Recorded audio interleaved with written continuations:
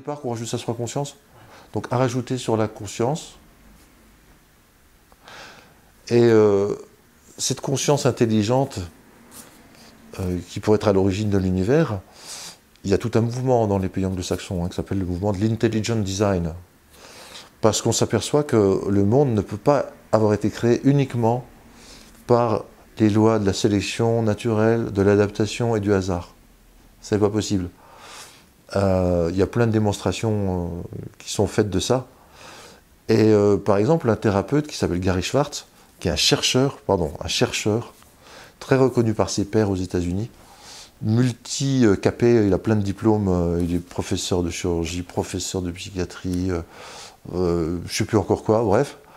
Lui parle d'un God, G-O-D. Alors ça veut dire Dieu en anglais, God, mais lui c'est un acronyme. C'est-à-dire Guiding, Organizing, Designing. Il dit qu'il y a vraiment un principe qui guide, organise et conçoit l'univers. Et sans ce principe, on ne peut pas comprendre comment l'univers est devenu ce qu'il était. Il y a beaucoup de formes qui sont apparues et qui sont restées invariantes, qui n'ont pas été soumises à la loi de l'évolution et de la sélection. En biologie structurale, on montre qu'il y a des invariants, des universaux, et que, un peu comme les idées platoniciennes, mais qui étaient présentes dès l'origine, et qui n'ont pas eu, et dont l'existence ne peut pas s'appliquer par la loi d'adaptation. Ils n'ont aucun intérêt adaptatif, ces formes-là. On peut les retrouver dans les fleurs, les étoiles de mer, les cristaux de glace, bref. Il y a plein de formes comme ça qui sont liées à des lois. Par exemple, les suites de Fibonacci, le nombre d'or, etc. Les fractales, bref.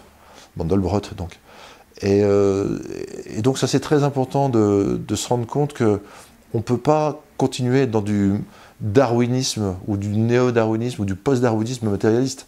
Ça ne marche pas pour expliquer la beauté, l'harmonie, la complexité de l'univers, l'émergence de la vie et de la conscience, comme si vraiment cette intelligence-là avait créé un univers capable de générer des formes qui soient réceptrices de conscience et qui servent à la conscience pour interagir avec elle, comme des miroirs, comme je disais tout à l'heure, de la conscience, comme des vis-à-vis de la conscience.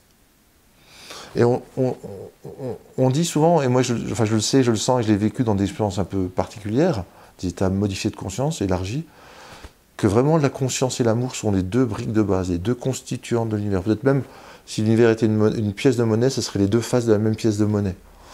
Et l'amour, c'est pareil. L'amour, qu'est-ce que c'est? C'est une force qui crée, qui unifie, qui rassemble, qui réunit, qui transforme. Et pour s'exercer, il a besoin d'un vis-à-vis.